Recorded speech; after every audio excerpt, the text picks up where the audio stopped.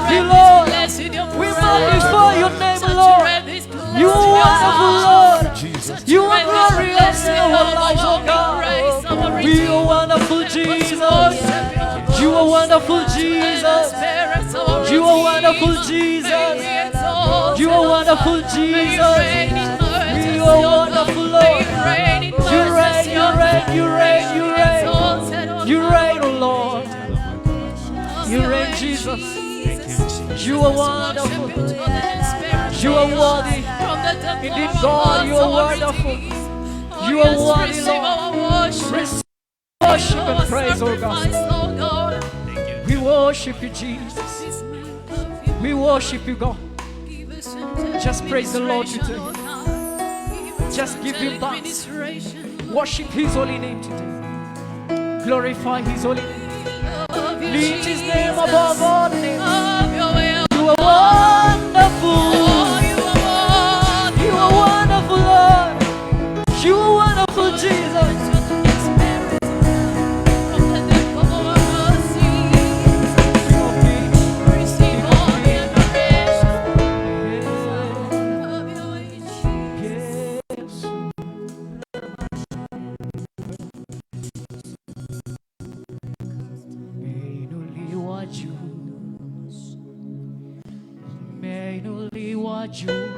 Sana meinuliwa juu,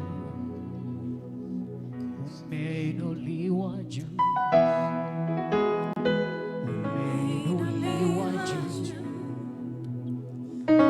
meinuliwa juu sana.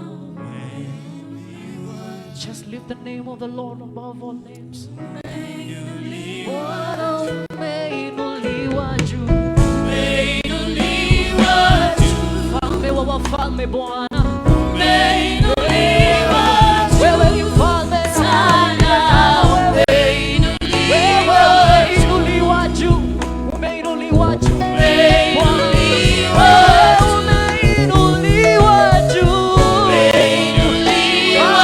juu, mfalme, mfalme, umeinuliwa juu sana, umeinuliwa.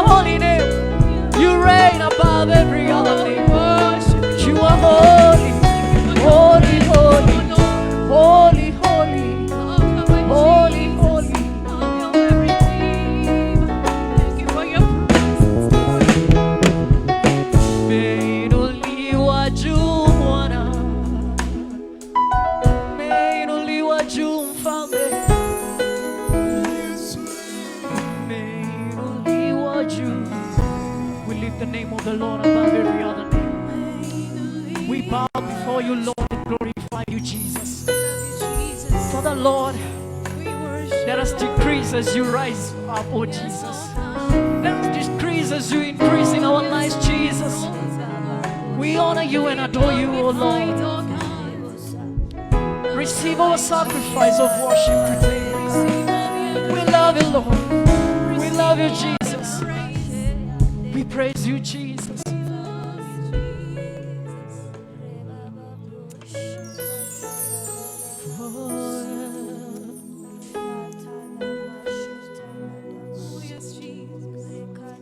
Just glorify the name of the Lord this morning. Just go before the Lord individually, personally,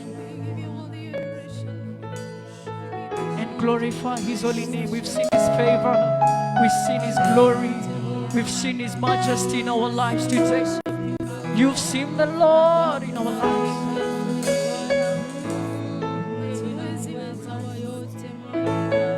Hatuwezi jambo lolote Bwana bila wewe, Bwana wa mabwana. Hatuwezi lolote Bwana bila wewe, Mfalme wa wafalme. Umeinuliwa katika maisha yetu, yeah.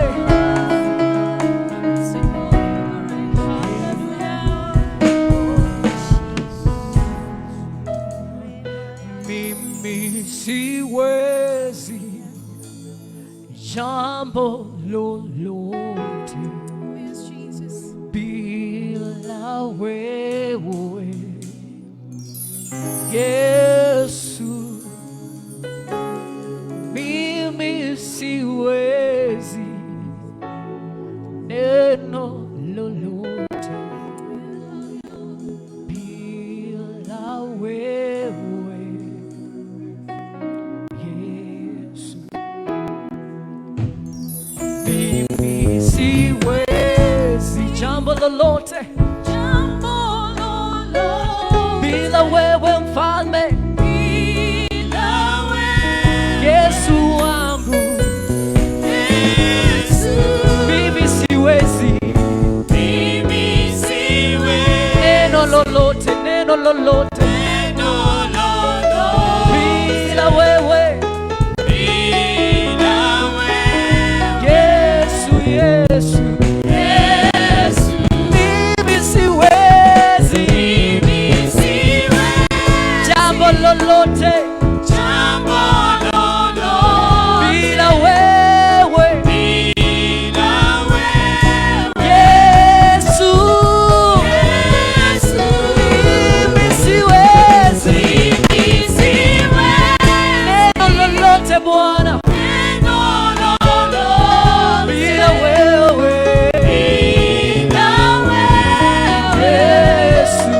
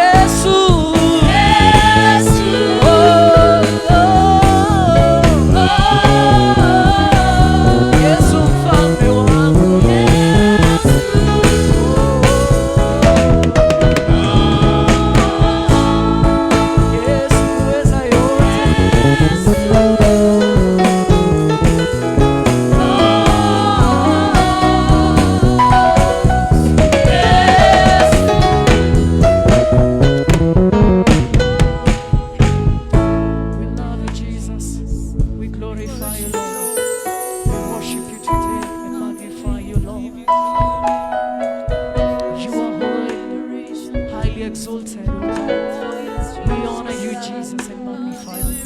You are our Redeemer. You are our Rejuvenator, Lord. Give us strength and power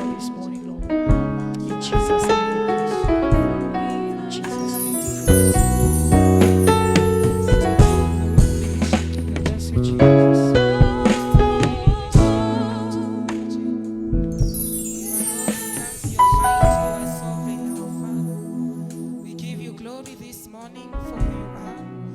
Umetutoa mbali, umetupigania Jehova. We thank you, we worship you. We lift your name on high, Father, as we surrender to your will, dear Lord. Thank you for being our teacher. Thank you for your abiding presence, oh God. We pray that you may give us a teachable spirit, dear Lord, and you may impart your knowledge and your wisdom in us, oh dear Father. Tufundishe kukuogopa na kukutii. Tufundishe kuenenda sambamba na mapenzi yako, Jehova. We can do nothing without your Holy Spirit, oh God. I pray that he may be our teacher and our counselor, dear Father. We surrender to your divine shepherdship this morning, oh God. I pray that he may take the center stage, Almighty Father. Use our mouth, Almighty God. Use us as your vessels, Almighty Father, because you are the voice, but we are just the mouthpiece, oh dear Father. In the mighty name of Jesus, we pray to us and believe. Amen. Praise and worship. Be blessed. Mungu awatende mema. Praise God. Kanisa, Bwana asifiwe. Praise God. Nimeokoka, Kristo ni Bwana. We thank God for the chance he has given us again to be in his holy presence, where David says that in the presence of God is fullness of joy. Tumefanyika watu wenye baraka. To be in the presence of God, ni wengi walitamani kufika, hawakuwezeshwa for different reasons, but we thank God. The topic today is about a sick land. Ninataka kufundisha kuhusu a land that is sick, or a sick land. 2 Chronicles chapter 7 verse 14. The topic is about a sick land, and the key verse is 2 Chronicles 7:14. The land in this case represents many things. Land can be your life. A land can be your family. A land can be a nation like Kenya or any other. So when we are speaking about a sick land, hatuongei kuhusu nchi peke yake. Maisha ya watu yanaugua. Jamii zetu zinaugua. Kanisa linaugua. But God says in 2 Chronicles 7:14 that if my people, underline the word my people, who are called by my name, will humble, underline that, humble themselves and pray, not that, and seek my face, not that, and turn from their wicked ways, not that, then I will hear from heaven and will forgive their sin and heal their land. Praise God.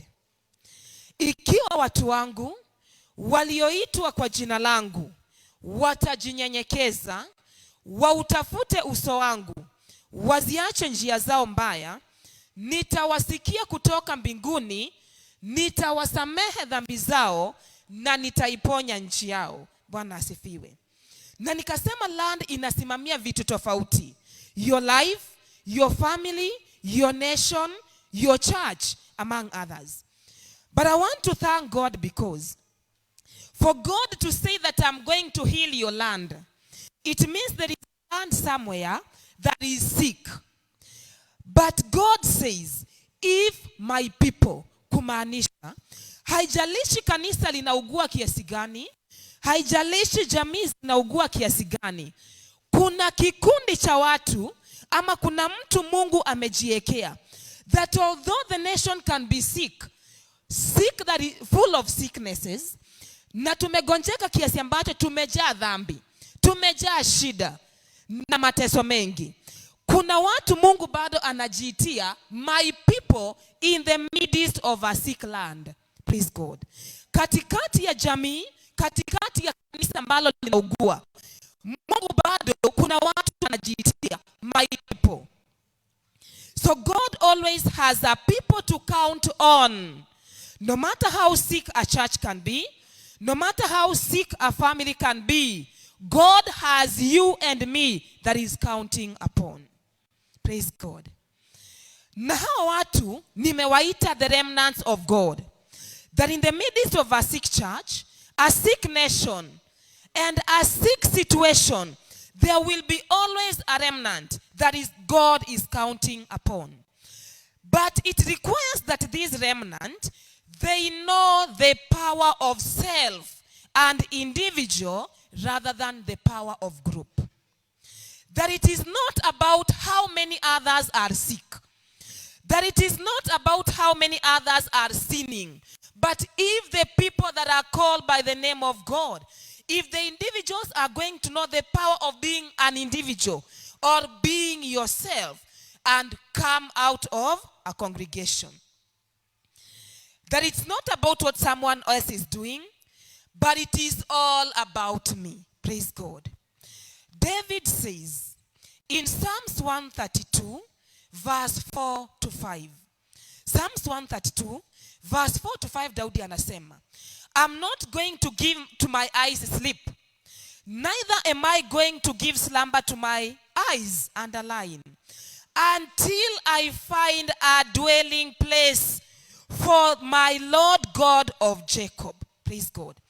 Kwamba haijalishi ni wangapi wengine, mimi kama Daudi sitayapa macho yangu usingizi until I find a place for God in Kenya, until I find a place for God in my life, until I find a place for God in the church, I'm not going to have rest.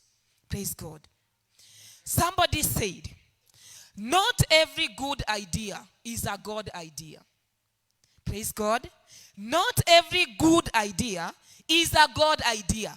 Hiyo nguo ndio ni nzuri, but as long as it is not godly, sitaiva. No matter how good it looks or how beautiful other people are when they put it on. Na nikauliza swali, wako wapi akina Daudi ambao watapigania urejesho wa sanduku la agano katika Israeli? Israeli inasimamia taifa, inasimamia jamii among others. Daudi alihakikisha sanduku la agano ambalo lilikuwa limetekwa nyara limerudi. And the ark of the covenant represented the presence of God. The presence of God has departed from this generation. It has departed from our nations. But where are the Davids that are going to have no rest until the ark of the covenant is restored? Praise God.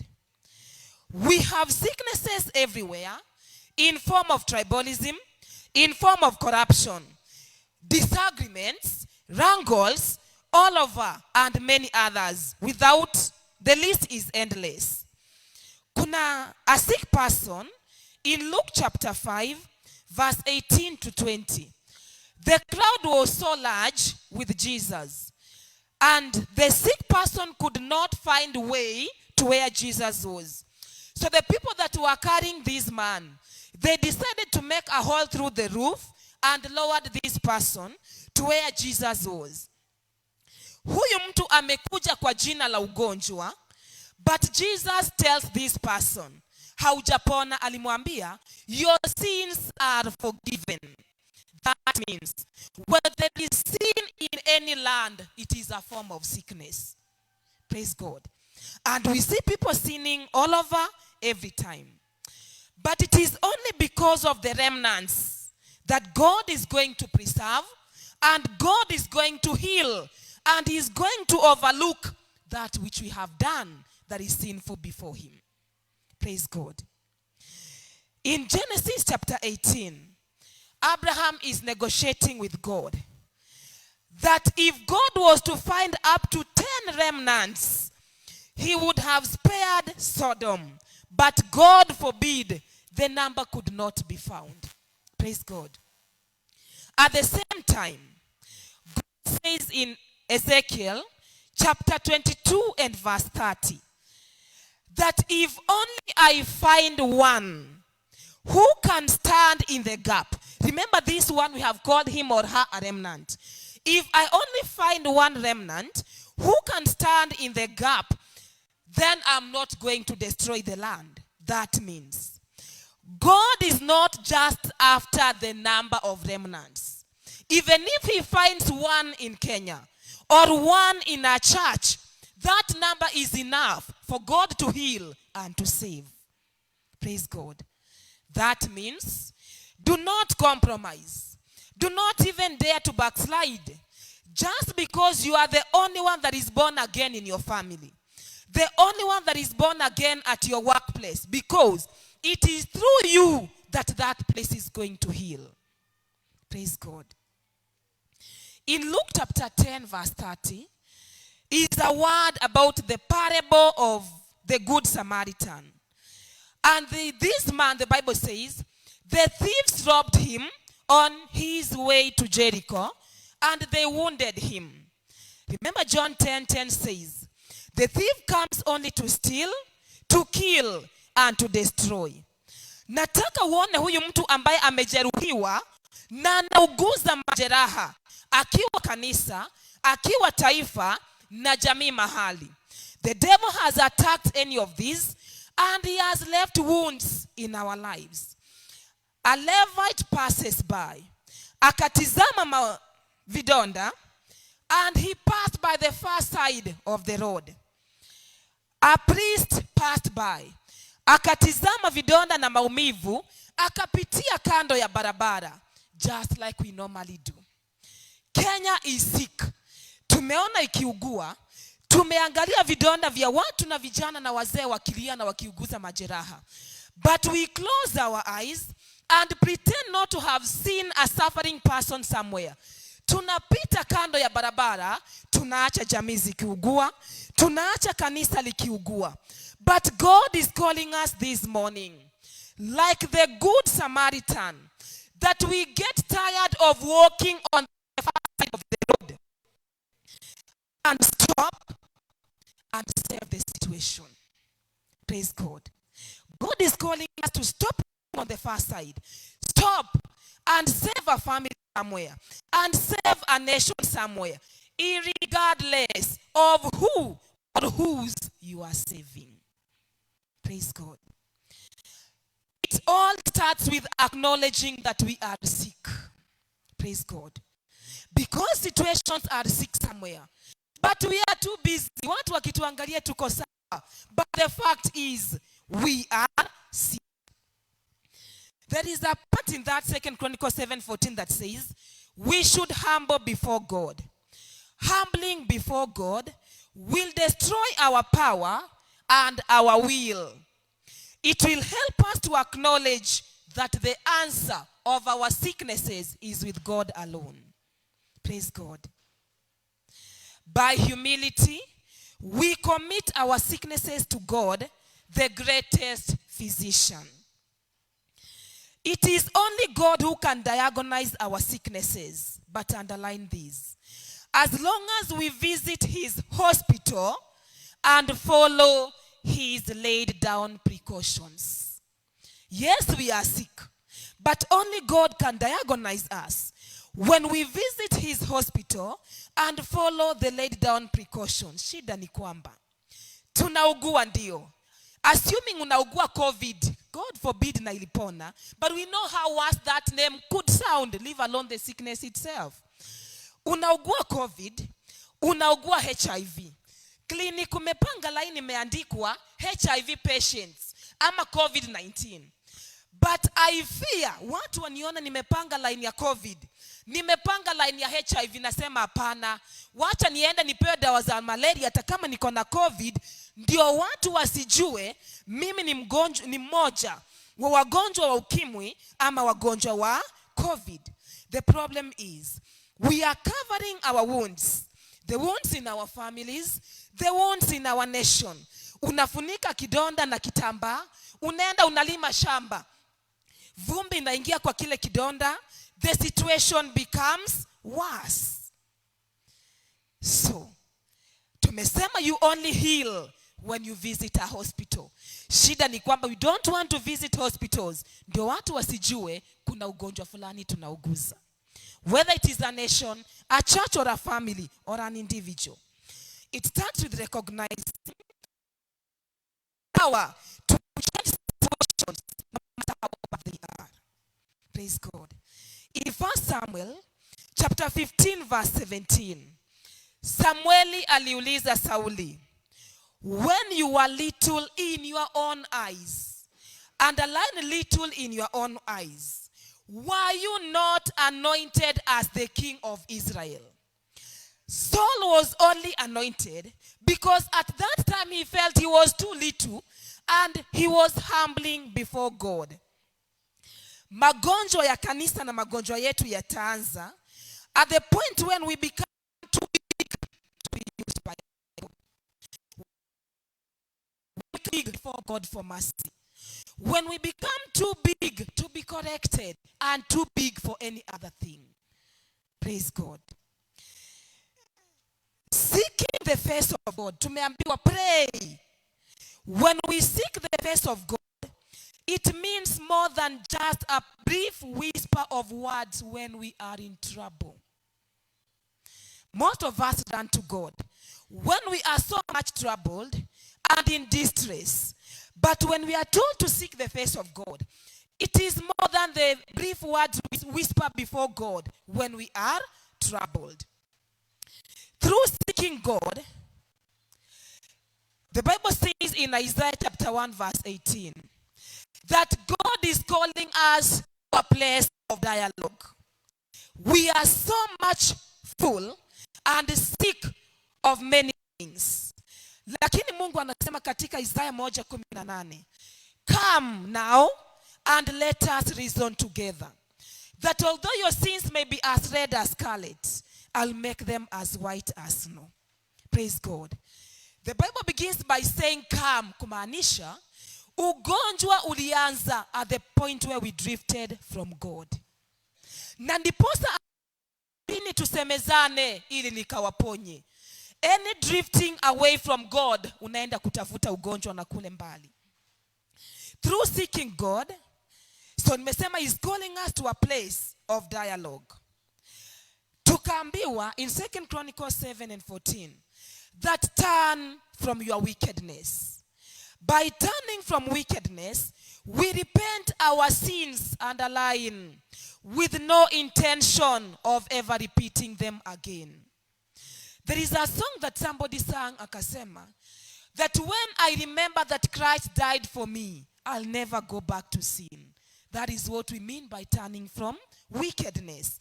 Shida ni kwamba, sin has become sweeter than the chewing gum we used to eat when we were children. Nataka ujione ukiwa class 1 ama class 2. Maybe you are in class and you are chewing. Teacher akwambie, what are you chewing gum? Hatukuwa tunatupa. You stick it somewhere.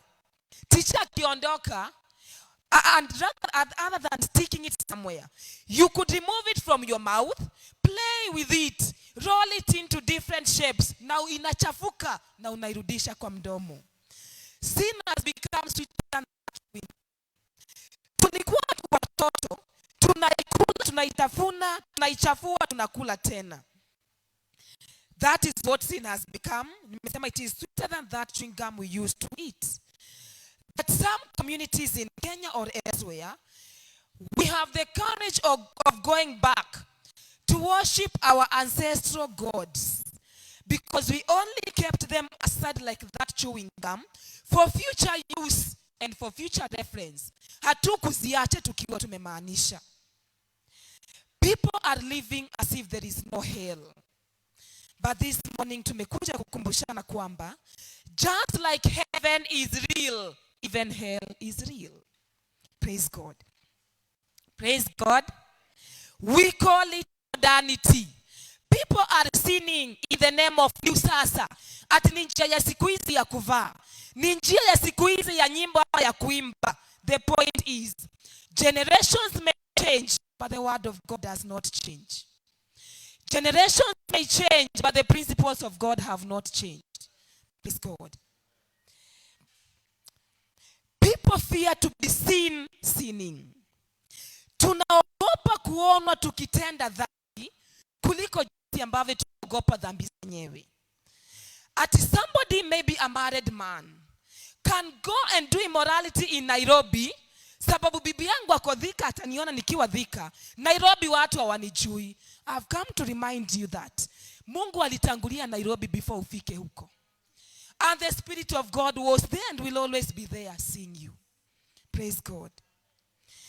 If the church is the center of the economy, huwa tunaambiwa kanisa ndio kitovu cha nchi, ni kitovu cha jamii, na ni kitovu cha maisha ya watu. The church is the center of the economy, the center of politics, and so many others. Before something can spread out somewhere, kuna mahali huwa imeanzia. Before dhambi zifike kwa judiciary, legislature and the executive zilianzia wapi? Kanisani. Because the church is at the center. That means, the Bible says in Psalms chapter 50 verse 2, that out of Zion, the perfection of beauty, the glory of God is going to shine forth. Na nikamalizia kwa kusema, the glory of God is going to shine forth. Zion nasimamia kanisa. The glory of God is going to shine forth from Zion to nations, to families, and many others. But because the church is too sick, we are too sick, and therefore there is need, underline, to redeem the image of the church. Praise God. Kwa sababu kanisa, kwa sababu mataifa, na kwa sababu jamii zimegeuka to be the cooking pots for all forms of evil and ungodliness in this world. As long as a single family or a single unit, this single unit can be a nation, this single unit can be a family or an individual somewhere. As long as a single unit is sick somewhere, then the conclusion is the whole of it, or to the entirety, we are sick. It can be one sick church. It can be one sick church, family, sorry. But as long as a single unit is sick, then the whole nation, then the whole church and the body of Christ is sick. Praise God. Yesu ni bwana harusi wa kanisa. Na sisi wengi tumefanya harusi na tunajua harusi. Siku zikikaribia za harusi or even that morning, bwana harusi anatafuta suti mzuri, anatafuta manukato yananukia vizuri, akijitayarisha kukutana na bibi yake mahali, mke ambaye ni bibi harusi na ni kanisa. Jesus on his throne anajiandaa kama huyo bwana harusi. Siku moja atakujia mke wake ambaye ni kanisa, na siku ya harusi inangojewa. But the problem is one. Bwana harusi hana shida. The problem ni bibi harusi. Kwenye ako huenda ameshaolewa. The church is already married to sin. The church is already married to immorality. The church is already married to any other form of ungodliness. To make it worse, it is already pregnant. Ni mke anakujiwa ambaye ameshaolewa na akona mimba, na mimba hii ni ya dhambi. Praise God. What a shame to the church. Na mimba hii ni ya dhambi because the church has become adulterous in nature. So our adultery has a father of the word of God in a nation. Means there is death and there is carnality. Things go wrong even in the house of God. Ukiendelea kusoma your 1 Samuel chapter 3, when the word of God was rare, mambo mabaya ilifanyika Israeli to make it worse, even in the house of God. Eli is a priest, but confusion enters the church. Kuhani mkubwa hawezi tofautisha kati ya ulevi na maombezi. Immorality is done on the altar. Praise God. What was right becomes wrong, and what was regarded to be wrong becomes the right thing. For sure, judgment will begin in the house of God. And to make it worse, it will begin on the altar. According to Ezekiel chapter 9. Our days have become like those in Judges chapter 17 verse 6. The same word, you can get it in Judges 21 verse 25. Where the Bible says, everyone was doing what was right in their own eyes. Somebody said, my dress, my choice. Bora mimi sijakunywa pombe yako. Bora sijakuomba pesa za kufanya anything evil that I did, usiniguze. So people are doing what is right in their own eyes. But like it happened to Eli. Eli alikuwa na wana wawili, Hophni and Phinehas. People are talking negatively about families. People are talking negatively about the church. People are talking negatively about the economy. Jinsi waliongea negatively kuhusu wana wa Eli.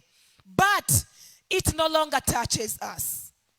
That whichever action God will take, it's not my business. Eli akasema, sini Mungu, kile chenye anataka afanye tu. Those are the days in which we are living. The Bible says in the book of Jeremiah, that pray for the peace of the city. Because in its peace, you will have your own peace. There is need to pray for our land. Praise God. In our sicknesses, in our sins, in our weaknesses, we become, underline, easily vulnerable. The devil will attack us easily as long as we are sick. Because a sick person is too weak to defend themselves. They are too weak to run away. Others are too weak even to shout for help. The devil will attack us easily and anyhowly because he has got a foothold somewhere. Praise God. The Bible says, do not give the devil a foothold. Biblia inasema, remember we are talking about weaknesses. Only when men slept were tares sown among the wheat. Sleep is a weakness in a nation. We are too sleepy to pray. Too sleepy. We are too sleepy to read the word of God. But when men slept, tares were sown among. The Bible says in 2 Samuel chapter 17 verse 1 to 2. 2 Samuel chapter 17 1 to 2. Kuna mtu alikuwa anaitwa Ahithofel, adui moja wa Daudi. Kumbuka Daudi ni mfalme, jinsi kanisa limeitwa kutawala. Ahithofel says, I will wait to attack David when he is weak and weary. Underline weak and weary. Wakati Daudi ni mnyonge na amedhoofika, wakati huo ndio nitaenda ni muattack, ndio watu wote wenye walikuwa upande wake waje upande wetu tukaweze kumuua. The Bible says, shetani akasema, nitampiga mchungaji ili kondoo watawanyike. Kuna Daudi mahali wanangojewa wadhoofike ili attacks zifanyike, mauaji yafanyike, among many other things. There is need for every David to ensure that we are always vigilant and keen. Otherwise, the people in the church are going to be removed. The people on the side of God are going to be removed. Religion will be killed in our nation. Now, sheria ambazo sio za Mungu zitatawala iwapo hatutakuwa makini. That in sickness, people are devising crooked ways. Nataka uone uchumi wa nchi yetu umeugua and people are sick economically. They are devising crooked ways of earning a living because of the hard economic times. People are stealing. People are doing prostitution as long as they put food on the table. Another point. Shetani hana uwezo wa kukupunguzia masaa. Hana uwezo wa kukupunguzia sekunde Mungu alikupea. Dakika wala miaka. But what he ensures is we spend our time unwisely nursing our sicknesses. For example, wakati kuko na vita in Kenya, in Baragoi or whichever other place, ule muda resources ambazo tungetumia kujenga taifa, we are wasting time fighting the bandits. We are wasting time complaining about the government because we are sick, among other things, at the expense of developing the economy. The Bible says in 1 Peter chapter 4 and verse 3. Remember, we are talking about time. That we have spent, 1 Peter 4:3, we have spent enough of our past lifetime in doing the will of the Gentiles. When we walked in drunkenness and many others. Na huo mstari, the New King James kuna kitu inataja. We have spent enough of our past life and our past time in drinking parties. Vijana tuko hapo. One party to another party to another party. It's a time waster. Praise God. 1 Peter chapter 4 verse 18 inasema. Hiyo nadhani tu. 1 Peter 4:18. 1 Peter, kila mtu tuko hapa. Now, if the righteous one, ambaye Mungu amuita in 2 Chronicles 7:14, my people, if the righteous one is scarcely saved, umeokoka lakini umeishi, umeokoka lakini morality haikupiti, umeokoka lakini kuna dhambi bado inakuweka chini. If the righteous one is scarcely saved, question is this: where will the ungodly and the sinners appear? Another version is asking, wale ambao ni wenye dhambi watahesabiwa wapi? Wewe unakuja kanisani kila Jumapili, umehubiriwa, if you are still scarcely saved, wenye dhambi ambaye hamjui Mungu atahesabiwa wapi? Bwana asifiwe. 2 Kings chapter 2 19-22. Ni wana wa manabii walikuwa na nabii Elisha. Wakaja kwa nabii wanamwambia, our city is situated in a very good place. Our city is well situated. Our nation Kenya has enough resources that we need watu wasilale na njaa. Kanisa letu limejaa neno la kubadilisha maisha ya watu. But the problem is one. The water in this city is bad and the ground is barren. Praise God. There is need to cleanse water in Kenya. Si maji ya baharini wala mtoni. There is a water in Kenya that needs to be cleansed. Kuna maji kanisani yanahitaji kusafishwa na chumvi aliyotumia Elisha, that our land may heal. We have enough of what we need, if not more than enough. But as long as kuna maji mahali bado yako na shida, tutazidi kuugua. The last thing, 2 Corinthians 7 verse 8. 2 Corinthians, the last line, 2 Corinthians 7:8. 2 Corinthians chapter 7 verse 8. Nitaanza kwa kusema, huyu Paulo analiambia kanisa la Wakorintho. I'll start by I do not regret it, though I did regret it. For I perceive that the same episode made you sorry. I'll quote what I want to say. Paulo aliliandikia hili kanisa na akasema, I do not regret that your sorrows led you into repentance. Praise God. Underline the word sorrow, underline the word repentance. That let your sorrow, let your diseases, let your pain as a church, as the nation of Kenya, as families, lead you into doing nothing else but go before God in repentance.